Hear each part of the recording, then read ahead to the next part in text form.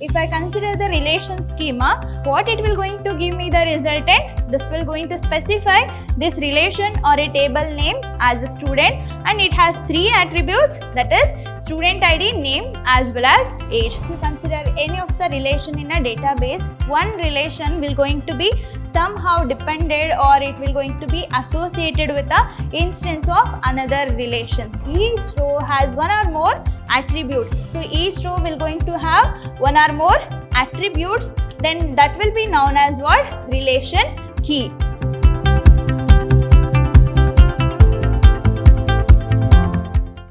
Hello everybody, a warm welcome to one and all. Welcome back to the session 1 of your chapter 2 of unit 1, and we are in the B.C.A's 4th semester subject called Database Management System, in short DBMS.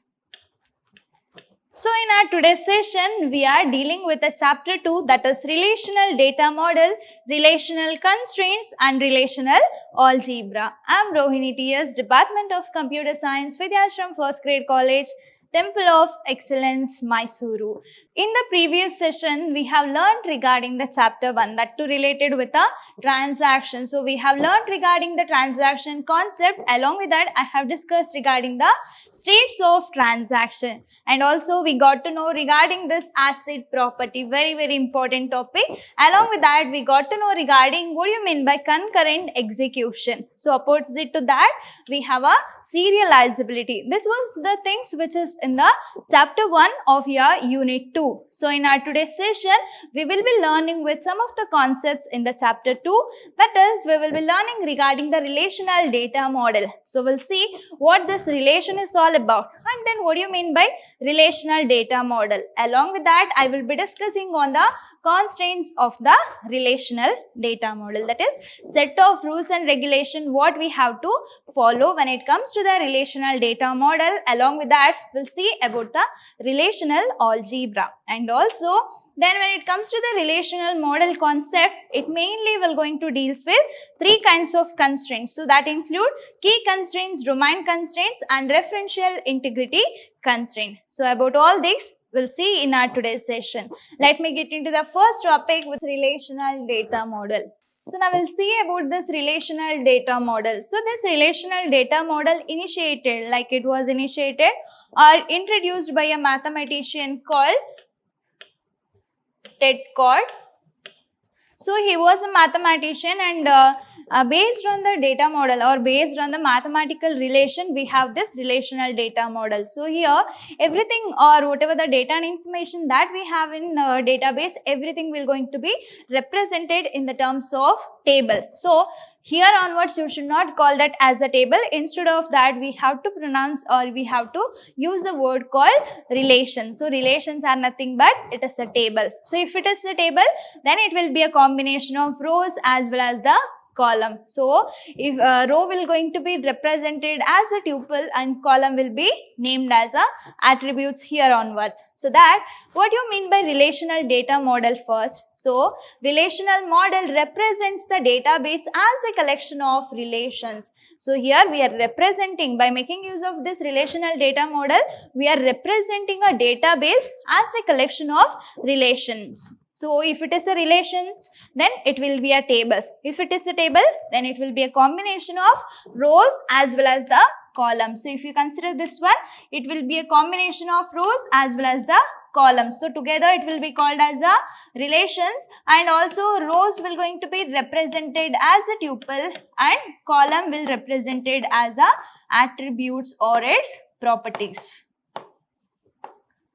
So these are the terminologies that you have to remember. So before letting understand regarding this relational data model, we'll see some of the terminologies that what we are going to use in the relational data model. So here table. So in the relational data model, relations are saved in the format of tables. So table will be termed as what? Relations. And table, it stores the relation among the entities. So this table will going to store the relationship between different entity, and as we all know that earlier, an entity can be anything. It will be a real world element or real world instant that will going to be represented as a collection of relations, and each relations will going to have a collection of rows as well as the column. Row is a record here, or it is a tuple, and attribute specifies the column. So that table has rows and column. So already we know about that, and row will be called as a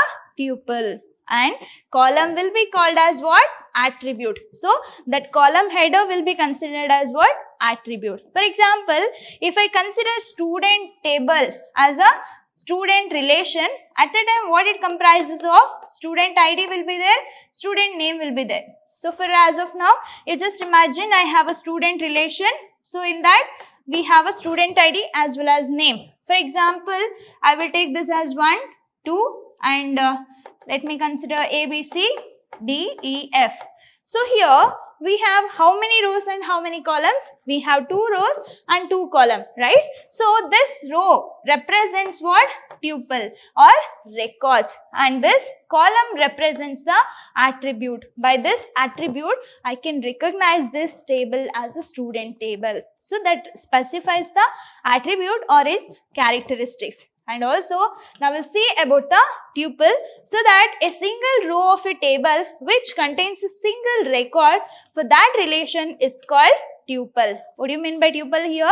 It is a single set of or a single row of a table or a relation. So if I consider this as 1, this is tuple 1, this will be tuple 2. Why? Because single entry of a row or a single entry in a table will be considered as tuple. Then what do you mean by relational instance?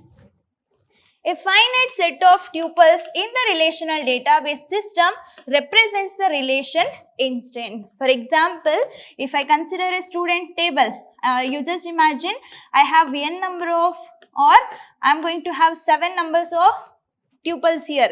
So all these will be considered as what? Relational instance. So that a finite set of tuples, for example 1, 2, 3, 4, 5, 6. I have 6 lines of tuples, or I have 6 rows in my table. So that collection of all those table rows or collection of all those tuples in a relational database system will be considered as what? Relational instance. And whatever the number of instances it could be, but all must be in the valid state. Then we can also find out the database state easily. So that means the data which is present at a particular moment. So that will be considered as a database state, and all the state needs to be validated. So collection or a finite set of tuples in the relational database system is called as what? Relational instance. So now this relation instance do not have duplicate tuples. So it must be unique and it needs to be distinct. So I can't have a same copy of value for all the attributes in all the rows. So that you have to remember. Okay.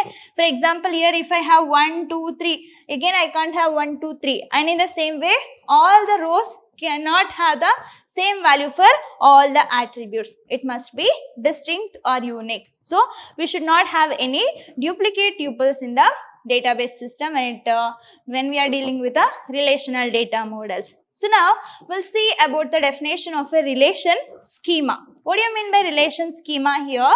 A relation schema describes the relation name. So this will going to specify the name of a table. So relation name in the sense what? It is a table name, along with that attributes and their names. For example, if I consider the student as a relation, so what student comprises of? Student ID will be there and student name will be there, age or date of birth will be there. So consider this as a student. So if I consider the relation schema, what it will going to give me the resultant? This will going to specify this relation or a table name as a student, and it has 3 attributes, that is student ID, name as well as age. So if we are having all these information, or if we are getting the description of all the relation name along with its attribute, along with the name of an attribute, then we are going to call that as a relation schema. I hope you all understood regarding what do you mean by table, what is tuple, and what is relation instance, as well as the relational schema. We'll see the further definition here. Relation key. So, key is all about what? Finding the uniqueness in a relation. For example, if I take the example again, same example like student ID and name. So, there could be chances of having same name, like more than one name can be repeated in a class. But their USN number or their ID or student ID will be differ from one student to another student. So, that will be unique. So, then I am going to identify the name of a student with their ID. Then we are going to call that as a relation key. So, each row has one or more attribute. So, each row will going to have one or more attributes, then that will be known as what? Relation key. So, with the help of this attribute, we are finding the uniqueness of a table. And also, for example, you just imagine here also I have a date of birth. What if two students or what if multiple students have same name with the same date of birth? It is just a scenario, okay?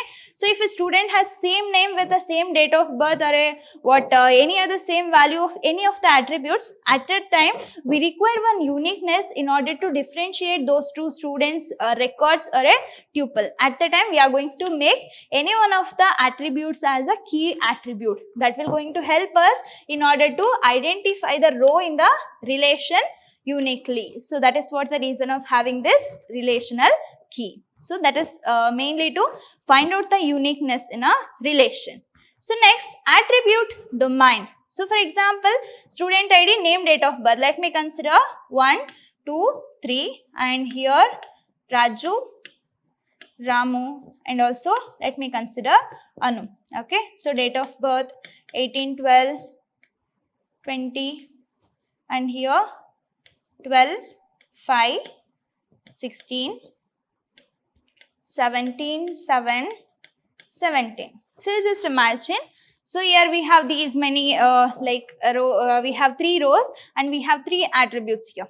Okay.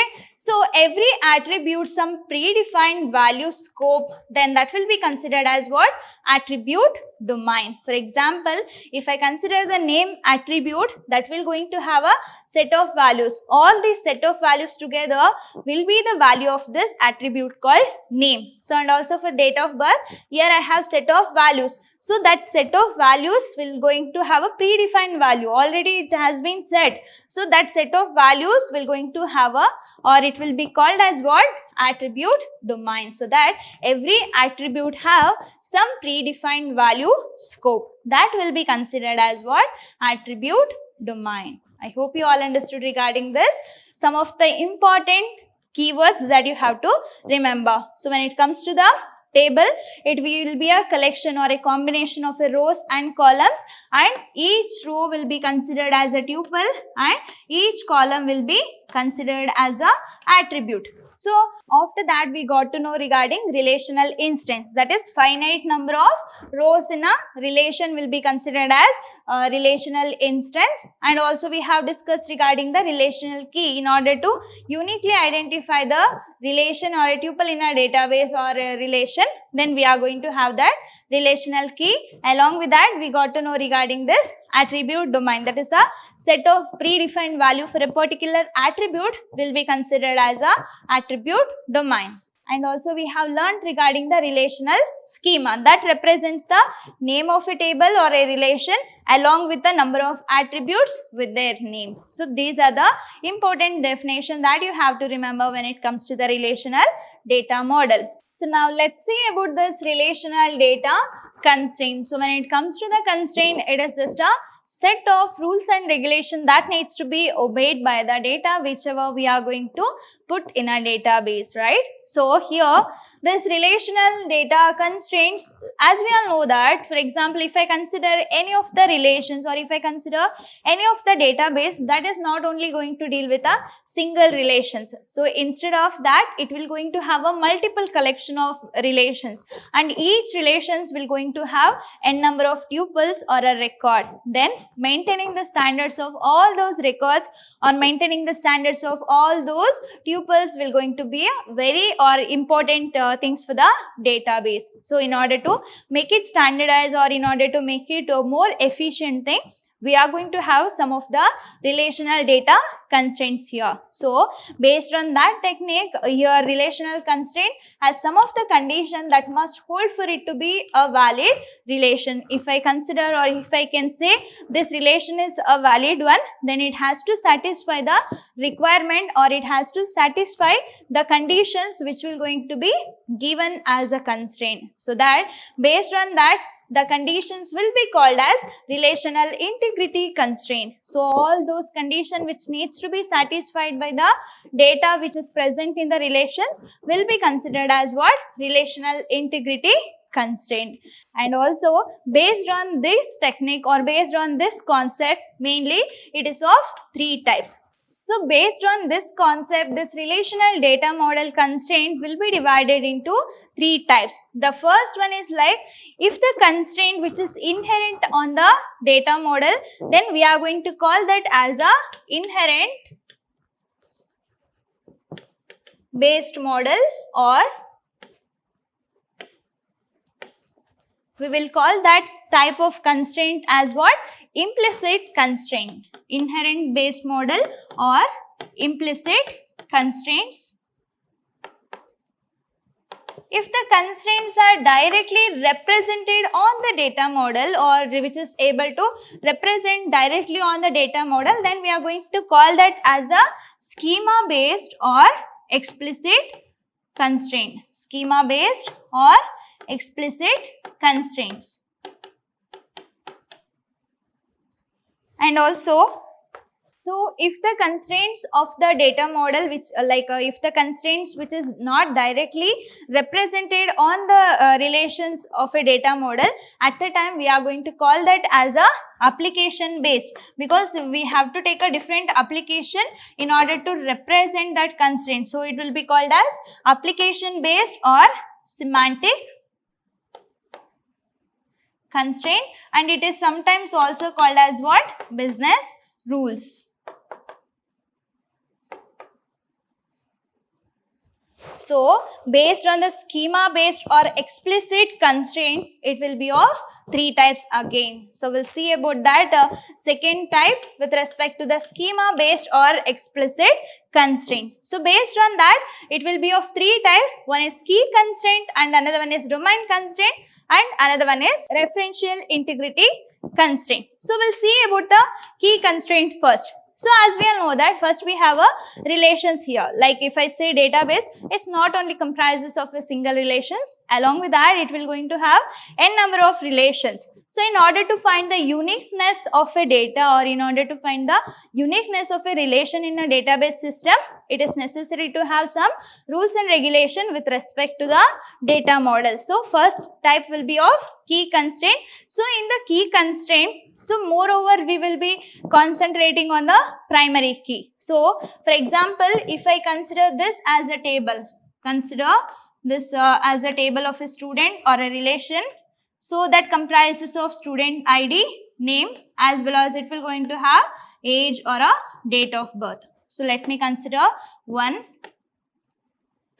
Raju and here 18, 2, and it comprises of Suma 21. Let me consider this relation as a student, right?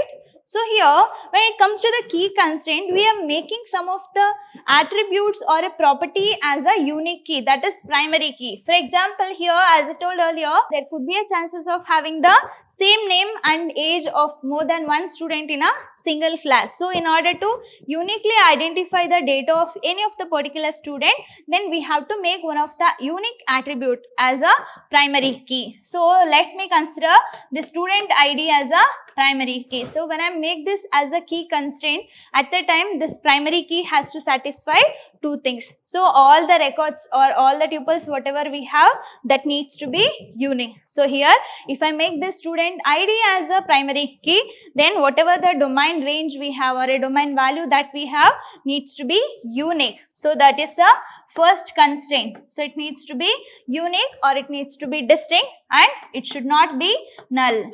So I can't leave this value of the student ID as null. So I should fill some of the value in the student ID. So that is regarding key constraint. And also I can have a super key. So when it comes to the super key, at the time we are going to take one or more columns or attributes to represent the uniqueness of any of the records or a tuple. So as of time being, if you are not taking any of the column to identify it uniquely, then we are going to call that kind of key or a subset of super key as a candidate key. And also we have a foreign key constraint. So when it comes to the foreign key constraint, so if I have the student ID as a primary key for the table called student, and if I have one more table called marks, so there this student ID will going to act as a foreign key in the marks table. So this is student ID and marks ID, right? So this marks ID will be the primary key of this marks table and student ID is the foreign key because this student ID has worked or has represented as a primary key of another table. So these are the constraints that we have with respect to the key. And what about this domain constraint? So domain is nothing but already we discussed regarding the domain, schema domain, right? So that is set of values which is presented for a particular attribute or a property. Then that set of range of values will be termed as what? Domain. So how can I give the constraint or set of rules and regulations for these kind of values? So it has to follow some of the data type. Like for example, if I consider a name, I have to specify the data type of a name, whether it has to accept only characters or a collection of character, or are we able to take the name as an integer? No, right? We have to specify the data type as a varchar only. That is, only we have to take a character. So I am specifying some of the rules and regulations. So when it comes to the age, whether they have to specify the age in the terms of numbers or in the terms of character, that is also necessary to specify. Then only it will be easy for them to understand and to give the data as per the constraints or a set of rules. So that is regarding what? Domain constraint as well as key constraint. Then what about this referential integrity constraint? Let me take one example here itself. So here we have a student, that is one relation, and also we have a marks, that is another value here. Let me write the marks table here. Consider it includes marks ID and also it includes the student ID, and here also we have marks and also we have marks as well as the age of student. Okay, so this is what? Marks relation. So let me consider this as 11, 12. Okay.